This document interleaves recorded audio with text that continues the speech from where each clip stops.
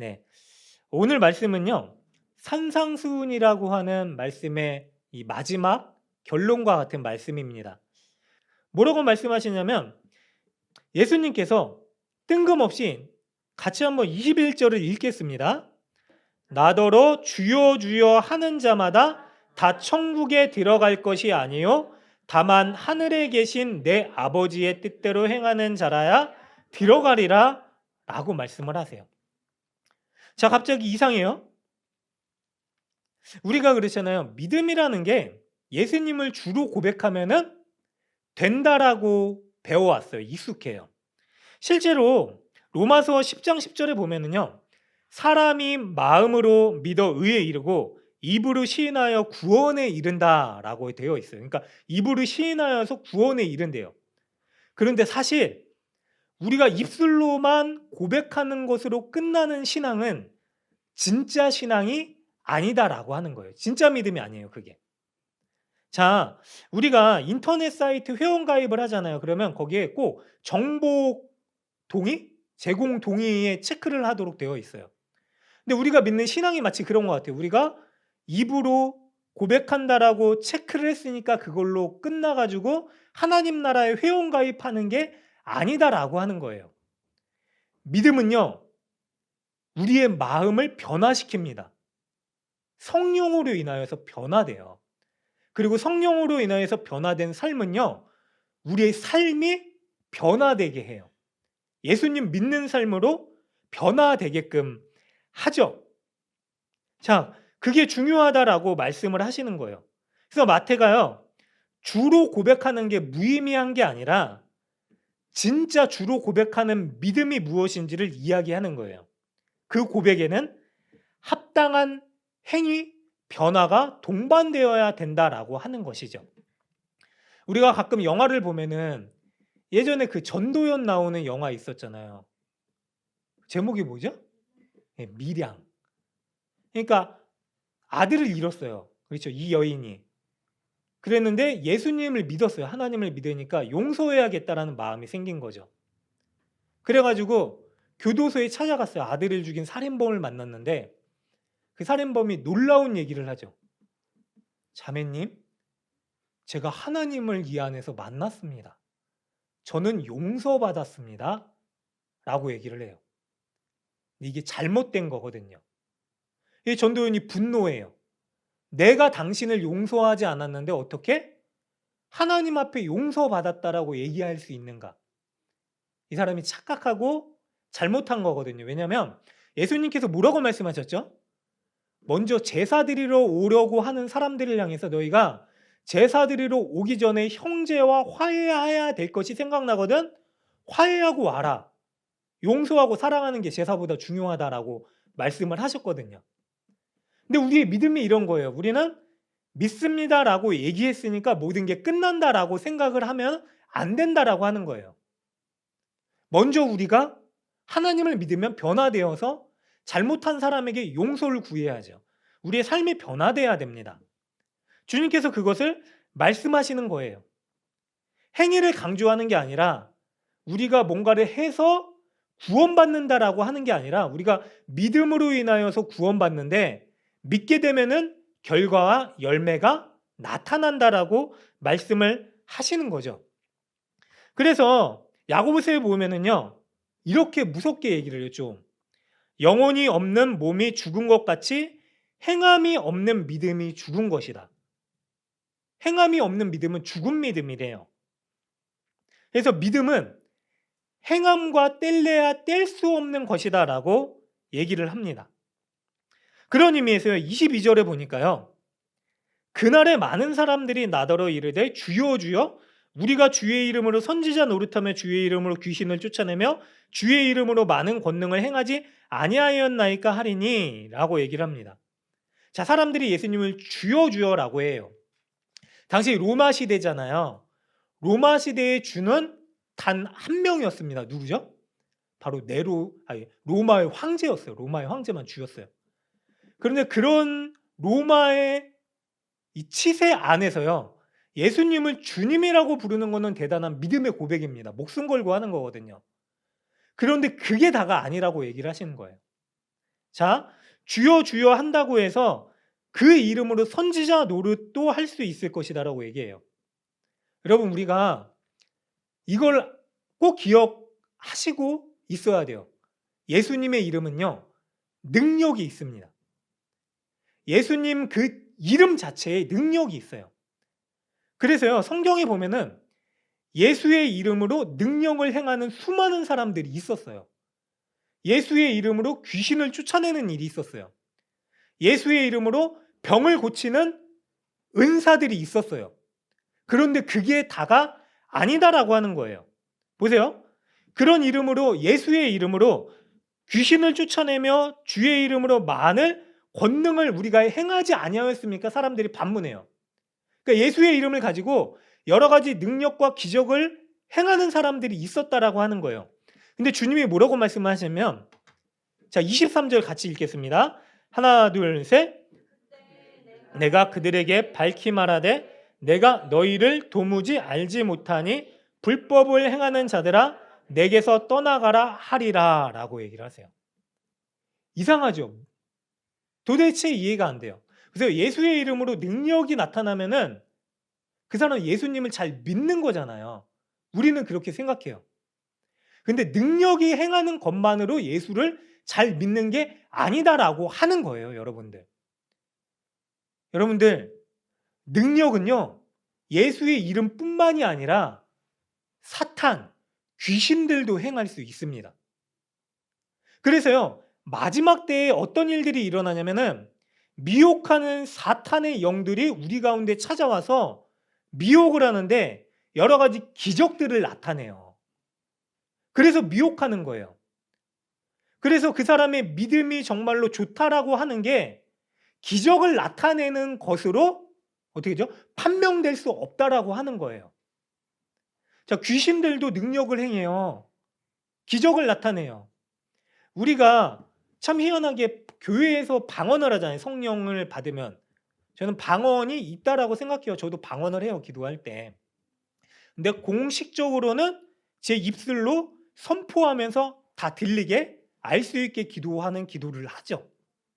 그런데 그런 방언들이 불교나 다른 곳에서도 나타나요. 거기서 어떻게 하냐면요, 이렇게 머리에 뭔가를 뒤집어 쓰고요, 계속 수행하면서 중얼중얼 해요. 그럼 그 가운데서 그들이 환상을 보기도 하고요, 이상한 말로 떠들기도 합니다. 그런 귀신의 역사가 있어요. 병을 고치는 일들도 있어요. 모세를 하나님께서 이집트에 보내셨습니다. 그 백성들을 구원하기 위해서. 근데 성경에 보면 어떤 일들이 일어나냐면 하나님께서 모세에게 지팡이를 주어서 능력을 행하라고 하세요. 그래서 지팡이를 뱀으로 만들기도 하고 그 나일강을 지팡이로 땅 찍어가지고 강물이 피가 되게 하기도 하세요. 그런 그 일들을 애굽에 있었던 술사들, 마술사들, 점쟁이들도 행합니다. 그런데 그들이 하지 못하는 게 있었어요. 뭐냐면 생명과 관련된 일들을 하지 못해요. 이게 중요한 거예요. 자, 마귀들도 능력을 행하지만은요, 하나님이 행하시는 능력과 다른 게 있는데 그것이 무엇이냐면 생명과 관련된 거예요. 사탄은 아무리 해도요, 우리의 생명을 주관할 수 없어요. 오직 하나님께서만 우리의 생명을 주관하시죠. 자, 중요한 게 있어요. 계속 이 말씀을 드린 이유가 있는데 그것이 무엇이냐면 우리의 믿음이 정말로 좋은 믿음, 온전한 믿음이다라고 하는 것을 기적으로 나타낼 수 없다라고 하는 거예요. 그 기적은 다른 곳에서도 나타날 수 있고요. 자, 예수님을 제대로 알지 못하는 사람들이 예수님의 이름을 가지고서 능력을 행할 수도 있다라고 하는 거예요. 그런 의미에서요, 예수님께서 이렇게 말씀하시는 거예요. 자, 21절에 다시 보면은 나더러 주여 주여 하는 자마다 천국에 들어갈 것이 아니다. 다만 뭐라고 말씀하시냐면 하늘에 계신 내 아버지의 뜻대로 행하는 자라야 하니라라고 얘기해요. 조건이 뭐냐면, 하나님의 자녀가 되는 조건이 뭐냐면 하나님의 아버지, 아니 하늘 아버지의 뜻대로 행하는 자라야 들어가리라라고 하세요. 근데 사람들이 얘기하는 거예요. 제가 주님의 이름으로 권능과 기적을 행하지 않습니까? 근데 그게 하나님의 뜻대로 한 게 아니게 되면은 문제가 되는 거예요. 그래서 예수님이 뭐라 그러시냐면 23절에 그때 내가 그들에게 밝히 말하되 내가 너희를 도무지 알지 못한다라고 얘기를 하세요. 그러면서 불법을 행하는 자들아 떠나가래요. 자, 예수의 이름으로 기적을 행했는데 불법을 행하는 자들이래요. 왜 그럴까요? 다시 21절을 볼게요. 하늘에 계신 내 아버지의 뜻대로 행하지 않았기 때문에 그래요. 여러분, 하나님의 뜻을 우리가 어떻게 알 수 있을까요? 하나님의 뜻은 쉽게 풀어서 설명해 드리면 하나님을 알고 하나님이 원하시는 것을 하는 거예요. 그 말 그대로예요. 그러면은 하나님을 알아야 돼요.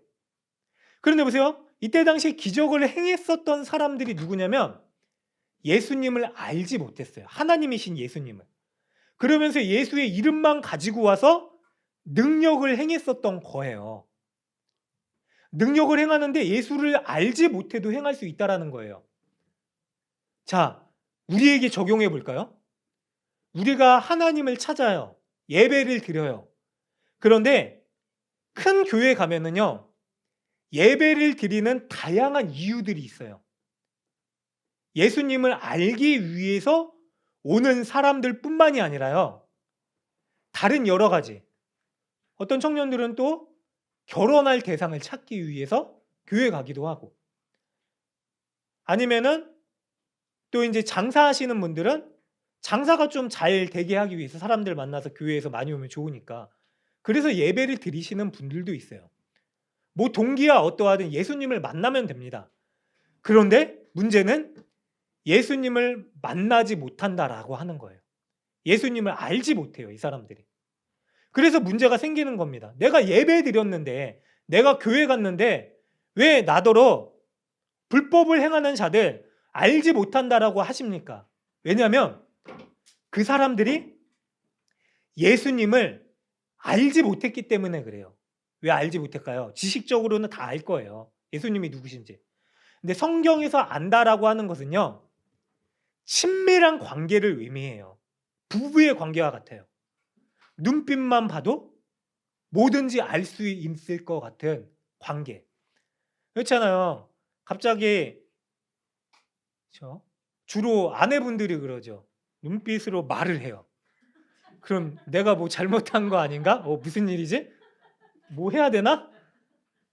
눈빛만 봐도 알 수 있는 관계. 마음을 다 알 수 있는 관계. 그러니까 하나님을 알고 예수님을 아는 관계가 그런 거거든요. 그런데 그런 예수님에 대한 관심은 아무것도 없이 내가 예배한다라고 하는 것으로 끝나게 되면은 예수님이 이렇게 얘기를 하시는 거예요. 내가 너희를 도무지 알지 못한다. 내가 모른다. 자, 보세요. 가끔 우리가 동창들을 만나면은요, 오래된 동창 만나면은 얼굴을 봐요. 그러면서 너 나 기억해? 라고 얘기를 하죠. 그러면은 기억하니까 여러 가지 얘기를, 너네 어머니 뭐 동생 누구 잘 있냐 막 이러면은 그때서야 아는 것 같아요. 근데 예수님을 몰라요, 사람들이. 예수님이 누구이신지, 나에게 어떠한 분이신지 알게 원하는 마음이 없어요. 근데 그게 하나님의 뜻이거든요. 하나님은 우리가 하나님을 사랑하기를 원하세요. 사랑은 알아가는 거잖아요. 근데 그런 거 없이 예배를 드릴 수 있고요. 심지어는 예수의 이름으로 기적을 행할 수 있다라고 하는 거예요. 그런 의미에서요, 불법을 행하는 자들아 떠나가라라고 말씀을 하셨어요. 자, 예수님과 상관없는 일을 하는 사람들을 얘기를 하는 거죠. 그래서 예수님 말씀하세요. 내가 모르겠다, 너희를. 네가 기억이 안 난다. 너의 마음을 내게 보여주지 않았잖아. 난 너가 누군지를 모르겠어. 만난 적이 없다. 제대로 예수님을 만나기 위해서 우리는 신앙생활을 해야 되는 것인데, 예수님이 아니라 다른 것만 있을 때 이렇게 될 수 있다라고 예수님 무섭게 얘기를 하시는 거죠. 그래서 예수님과 상관없는 일들을 하지 말라라고 말씀을 하시는 거예요. 여러분, 우리가 예수를 믿으면은요, 우리가 하는 생각과 모든 일이요, 예수님과 연관지어서 변화가 돼야 돼요. 변화되게 돼요. 예수님을 믿기 때문에 예수님을 생각하고 나타나는 행실과 마음이 되어야 된다라고 하는 것이죠. 그래서 진짜로 예수님을 믿으면 속일 수가 없어요. 진정성에서 우러러 나오는 그 사람의 믿음을 보게 되고, 사람들이 정말로 예수님 믿는 사람이구나 라고 하는 것을 경험하게 되죠. 그게 예수님과 상관 있는 관련된 인생을 살아가는 것입니다. 그래서 예수님이 이거를 말씀하시고요, 그러면 그 믿음을 어떻게 확인할 수 있느냐를 말씀을 하십니다. 24절부터 보니까요, 같이 읽겠습니다. 그러므로 누구든지 나의 이 말을 듣고 행하는 자는 그 집을 반석 위에 지은 지혜로운 사람 같으니. 자, 예수님이요, 예수님의 말씀을 듣고 행하는 자에 대해서 얘기를 하세요. 자, 이 뒷부분에 보면 우리가 읽었잖아요. 보니까 집을 반석 위에 짓느냐 아니면 모래 위에 짓느냐가 중요하다라고 얘기를 하세요. 다르다. 결과가 다르다. 근데 이 모든 게 반석 위에 짓는 게 뭐냐면은 예수님의 말을 듣고 행하는 자가 반석 위에 짓는다라고 말씀을 하시는 거예요. 자, 케네스 베일리라고 하는 사람이 있습니다. 학자인데 중동의 눈으로 본 예수라고 하는 책을 썼어요. 거기 보면은 유대인들의 그 생활 양식에 대해서 상세히 설명해 있는데, 오늘 본문과 관련된 환경을 이렇게 설명해요. 이스라엘 사람들이 주로 여름에 집을 짓는데요. 그러니까 여름이 건기예요. 거기는 겨울이 우깁니다. 비가 많이 내리게 되는.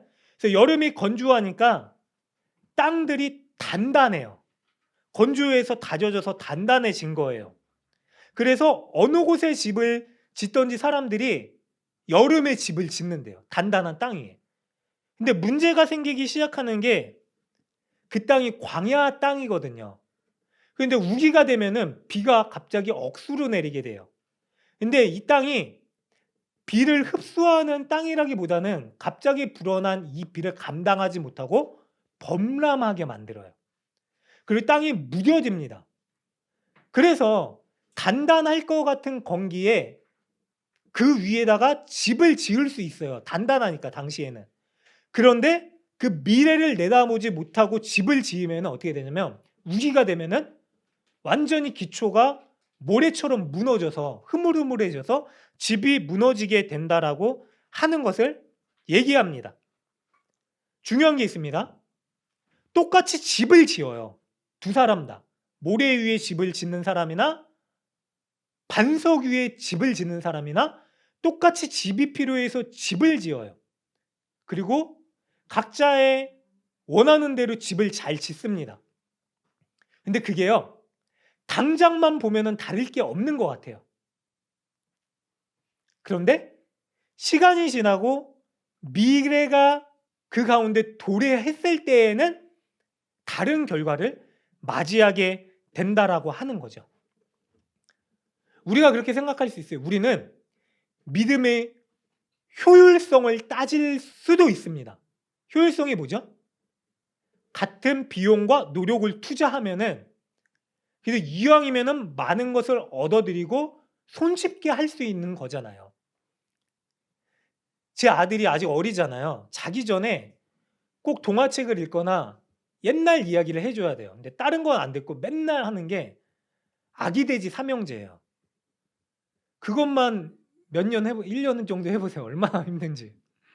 근데도 그것만 듣겠대요. 다른 거 얘기하면 안 듣겠대요. 아기 돼지 삼형제 하래요. 그러면 첫째 돼지, 둘째 돼지, 셋째 돼지 있잖아요.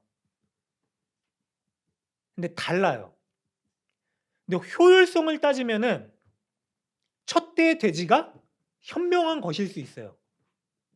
왜냐면은 늑대라는 존재가 나타나기 전까지는 빨리 쉽게 편하게 집을 짓는 게 더 나을 수도 있는 거거든요. 그래서 늑대라는 존재가 나타나기 전에는 누가 현명한 돼지다라고 얘기할 수 없어요, 사실.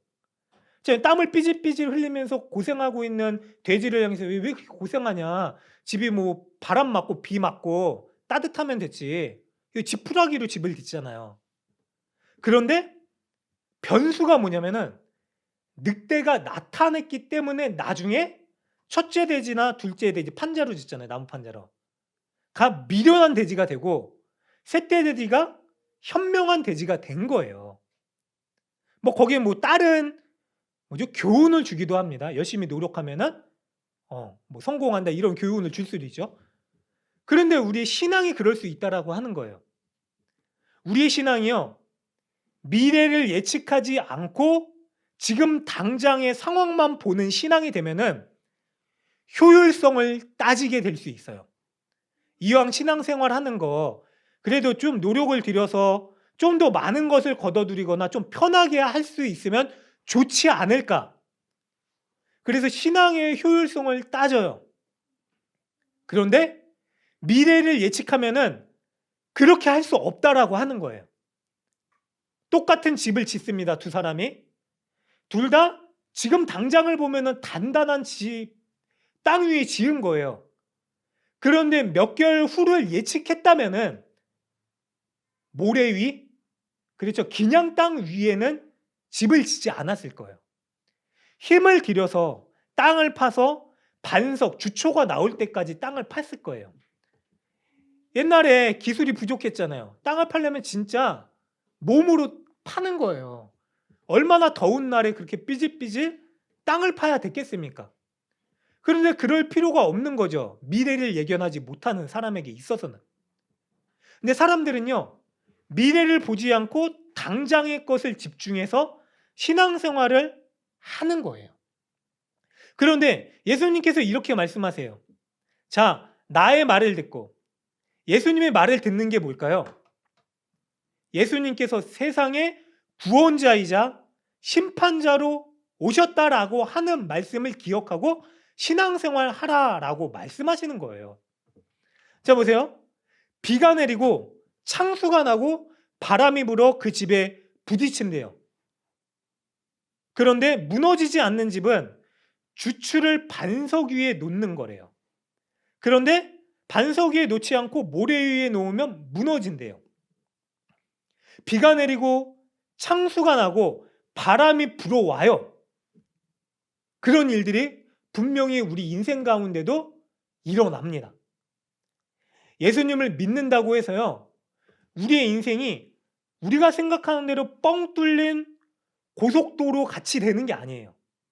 완전히 평탄대로가 되지 않습니다, 여러분. 이거 분명해요. 우리의 인생은요. 희락도 있고 기쁨도 있지만 슬픔과 번뇌도 있어요. 고통도 수반됩니다. 근데 예수님 믿음으로 인해서 달라지는 게 뭔지 아세요? 결과가 달라져요. 예수님 믿기 때문에 실패하지 않을 수 있는 사람이 됩니다. 결론적으로. 뭘까요? 궁극적으로는 지금 당장에 우리의 인생 가운데서 비와 창수와 바람은 고난, 예기치 못한 일들일 수 있어요. 그러나 궁극적으로 저것이 의미하는 것은 세상이 종말이 올 것이고 예수님께서 세상 가운데 심판주로 세상에 오실 것이다. 그 날에 예수님을 알고 예수님의 말씀대로 행하지 않았었던 사람들은 어떻게 되냐면은 집이 모래 위에 지어서 창수가 나고 바람이 불어 그 집에 부딪혀서 무너짐을 당하는 무너짐과 같을 것이다 라고 말씀을 하시는 거예요. 그래서 우리의 신앙은요, 우리의 삶은요, 지금을 살아가지만 미래에 대한 준비와 미래에 대한 현재성을 가지고 살아가야 돼요. 미래를 바라보지만 현재를 통해서 미래를 준비하면서 살아가는 삶을 살아가야 되죠. 그 미래는 우리가 원하는 미래가 될 수도 있어요. 그러나 그것이 아니라 성경에서는 예수님께서 우리의 인생에 궁극적으로 있게 될 그 일에 대해서 말씀을 하시는 거죠. 세상 사람들은 자신의 미래에 대해서요, 커다란 집, 건강, 아니면 다른 것에 둘 수도 있습니다. 인생의 궁극적인 자신의 목적에 둘 수도 있죠. 근데 그것 또한 무너지게 될 것이다. 결국 무엇이냐면요. 예수께서 세상 가운데 재림주로 오실 때에 우리의 믿음의 행위를 따라 어떻게 될 것인지가 나누어지게 될 것이다. 그것을 준비해라 라고 말씀을 하시는 거죠. 그러면 여러분들 한번 스스로에게 질문해 보세요. 지금 나의 신앙생활이 내 현실에 안주하기 위해서 하는 신앙생활입니까? 아니면 현실에 안주하는 신앙생활을 넘어선 예수님을 알고 만나기 위해서 미래를 준비하는 신앙생활을 하고 계십니까? 이게 다른 거예요. 완전히 다른 거예요. 여러분, 이 땅의 것이 우리의 지금 눈에는 전부인 것 같지만은요, 전부가 아니라고 주님이 말씀하셨어요. 왜냐하면 그 이후에 있을 영광의 재림의 예수께서 세상 가운데 오셔서 이 세상이 완전히 변화되고 우리 모든 사람들 또한 예수님 앞에서 다른 두 부류로 나누어지게 될 것이다 라고 말씀을 하셨기 때문입니다. 중요한 거는요, 그래서 기초를 어디에 놓느냐예요. 기초. 근간이죠, 근간. 우리의 믿음의 기초를 어디에 두느냐. 우리의 믿음의 기초를 당장의 것만 보고 우리에게 두면은요, 우리도 썩어질 몸이에요. 결국 무너져 내릴 겁니다. 그러면 그 기초는 무너집니다. 그런데 성경에서는 이 믿음의 근간되는 기초, 반석을 누구로 말씀하시냐면 바로 예수 그리스도로 말씀을 하시죠. 그래서 주님이요, 그러므로 누구든지 나의 이 말을 듣고 행하는 자는 그 집을 반석 위에 지은 지혜로운 사람이다 라고 말씀을 하시는 거예요. 결국 이걸 의미합니다. 고린도전서 1장 11절에요. 이 닦아둔 것 외에 능히 다른 터를 닦아둘 자가 없으니 이 터는 곧 예수 그리스도시다 라고 말씀을 하세요. 베드로전서 2장 6절에 성경에 기록되었으니 보라 내가 택한 보배로운 모퉁이 돌을 시온에 두노니 그를 믿는 자는 부끄러움을 당하지 아니하리라 하였으니, 모퉁이 돌 반석이신 예수를 믿는 자들이 부끄러움을 당하지 않게 되리래요. 우리가 언제 부끄러움을 당하게 될까요? 세상 사람들 앞에서요? 그럴 수도 있어요. 근데 그건 잠깐입니다. 다시 우리가 노력해서요, 부끄럽지 않게 할 수 있어요.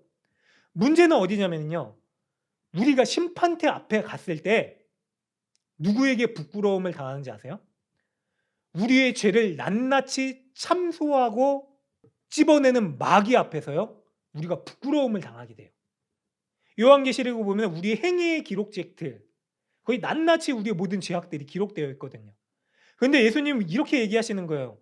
나를 믿는 자, 나를 믿음의 반석으로 믿고 따르는 예수의 머릿돌 위에 주초를 놓은 자들은 부끄러움을 당하지 않게 되리라. 어떻게 되죠? 구원받는 하나님의 자녀가 될 것이다 라고 말씀하셨기 때문에 우리의 생명책에 이름이 기록되고 우리의 행위의 기록책이 덮어지고 마귀의 참소에도 불구하고 담대하게 하나님 나라에 들어갈 수 있는 자녀들이 되는 것이죠. 사람들이 왜 지혜롭지 못한 선택을 할까요? 첫째는 말씀 자체를 듣지만 순종해야 되는 힘든 일을 피하고 싶어하는 마음 때문입니다. 아까도 말씀드렸지만 팔레스타인 지역이 얼마나 더워요. 여름에 집을 짓는데 땅속에 바위돌이 나올 때까지 집을 지으려면 얼마나 힘들겠어요. 주초 위에 집을 지어야 되는데 순종하기 힘든 거예요. 그래서 지금 당장 편해 보이는 것들, 효율성을 따지면서 예수님의 말씀에 순종하는 정도를 정합니다. 또 한 가지, 자신이 택한 집이 어떻게 될지에 대한 미래를 생각하지 않기 때문이죠. 말씀을 정리하겠습니다. 여러분, 우리는요, 끊임없이 이런 선택에 직면하는 삶을 살 것입니다. 당장 우리 눈에 좋아 보이는 것. 근데 꼭 좋아 보이는 것을 하지 말라고 하는 말씀이 아니에요. 좋아 보이는 것을 하되 하나님의 뜻, 예수님이라면 무엇을 원하실까와 연관지어서 그 선택을 해야 되는 것이죠. 그래서 우리는 좋아 보이지 않더라도 주님이 원하시는 일이 있다면은 힘듦과 수고로움에도 불구하고 그 일을 선택할 수 있는 기준으로 우리의 시각이, 우리의 생각이 변화돼야 된다라고 하는 것입니다. 중요한 것은 당장에 나에게 유익이 되는가가 아니라 하나님께서 이 일을 통해서 나에게 유익을 끼치게 하실 것인가를 생각하는 그 판단 기준. 그리고 그것이 바로 말씀입니다. 이야기 하나만 더 할게요. 교회는, 신앙인은 효율이 아니라 말씀을 따라갑니다. 자, 이야기 하나 더 할게요. 예전에 섬겼었던 교회에 티벳으로 파송한 선교사님이 계셨어요. 근데 3년 정도를 사역하시다가 선교지 가가 티벳에 가서 사역을 하시고 선교 보고를 하기 위해서 들어온 거예요. 근데 사실 교회에서 불러들인 거예요. 왜 그러냐면 티벳이라고 하는 곳이 불교 국가예요. 근데 독특한 불교라서 힌두교도 섞여 있고 하여튼 그들만의 불교예요. 그래서 복음을 전하는 게 쉽지 않습니다. 국교로 지정되어 있어요. 그래서 이 선교사님이 할 수 있는 일이 뭐냐면요, 유학 비자를 받아가지고 가서 학생들과 교제하면서 성경 공부를 하는 게 다예요. 교회를 세울 수가 없어요. 그래서 예수님 믿는 자로 살아내는 게 그 선교사님이 하는 일의 다인 겁니다. 근데 3년 동안 그 일을 한 거예요. 근데 교회에서의 입장은 이왕이면 선교사님을 파송하고 여러 가지 생활비도 보내드리고 금전적으로 지원도 하는데 이왕이면은 번듯한 교회를 세워서 또 교회에서도 막 학생들도 가고 어른들도 가고 청년들도 가고 해마다 단기 선교를 가거든요. 그래서 이왕이면 우리가 선교사님 파송한 곳에 우리 교회를 보내면, 교인들을 보내면 어떻게 얼마나 좋겠냐라고 생각을 한 거죠. 그러니까 열매가 없어 보이는 것에 교회가 선교지를 다른 곳으로 보내야겠다라고 불러들였대요. 저도 전해드렸어요. 근데 선교사님이 그걸 모르고 선교 보고를 하는 예배를 드리시는 거예요. 오후 예배인데 설교를 하셨습니다. 근데 측은해요. 힘들어요. 설교를 잘 못하세요. 저도 졸았어요. 근데 졸다가 갑자기 정신을 바짝 들었는데 뭐라고 말씀하시냐면 아마 장로님들과 교회가 권유하는 것을 들었었던 것 같아요. 교회 세울 수 있는 동남아나 다른 곳으로 가라. 열매가 많이 맺히는 곳으로 가라. 근데 그분이 이런 말씀을 하세요. 티벳에 같은 교단 선교사 가정이 몇 가정인 줄 아십니까? 그때 한 10년 전인데 4가정 정도밖에 안 됩니다. 자기가 알기로는. 근데 티벳이 우리나라 땅의 남한 면적이 12배나 되는 땅입니다. 그런데 여러분, 동남아 지역에는 선교사님들이 몇 명인지 아십니까? 그 당시에 10,000명 가까이 되는, 10,000명이 넘을 수도 있어요. 수많은 선교사님들이 계십니다. 그리고 여러분, 하나님께서 무엇을 원하실까요?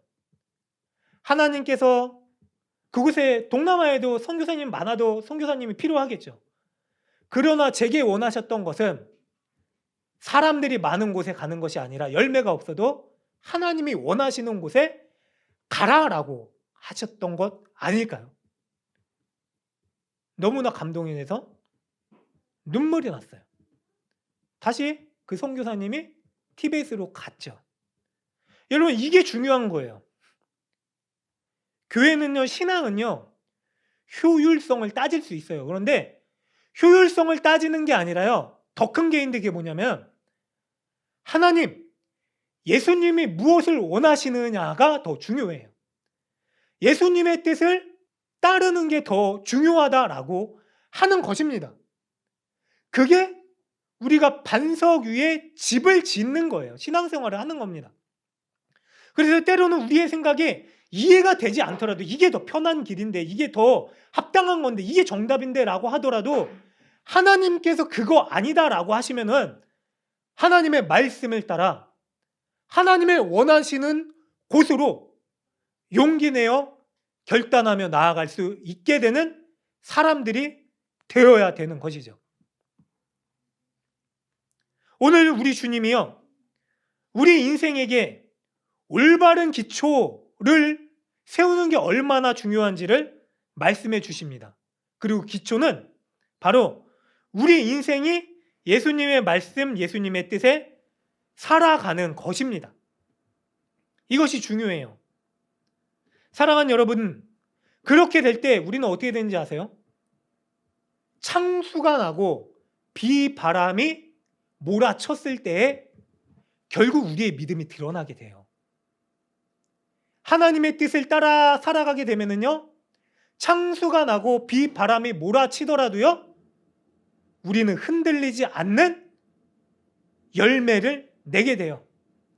근데 예수님이 아니라요, 다른 것 위에 기초를 두었었다면 창수가 나고 비바람이 몰아칠 때 결국 기초가 드러나요.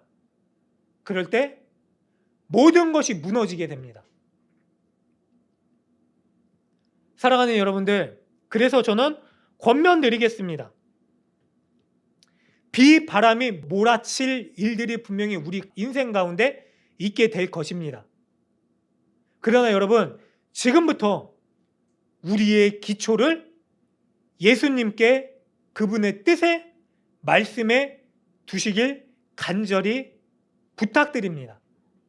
그렇게 될 때요, 우리는 결국 우리를 무너뜨리게 되는 일을 만나더라도 예수를 믿는 그 믿음의 근간으로 인하여서 넘어지지 않게 될 것이고요, 궁극적으로 우리가 맞닥뜨리게 될 인생의 종착점에서 그 심판 앞에서도 우리는 당당하게 우리의 믿음의 기초로 인하여서 주님의 나라에 서게 될 것입니다. 그 은혜와 그 결단이 우리 모두에게 있으시기를 주님의 이름으로 축원합니다.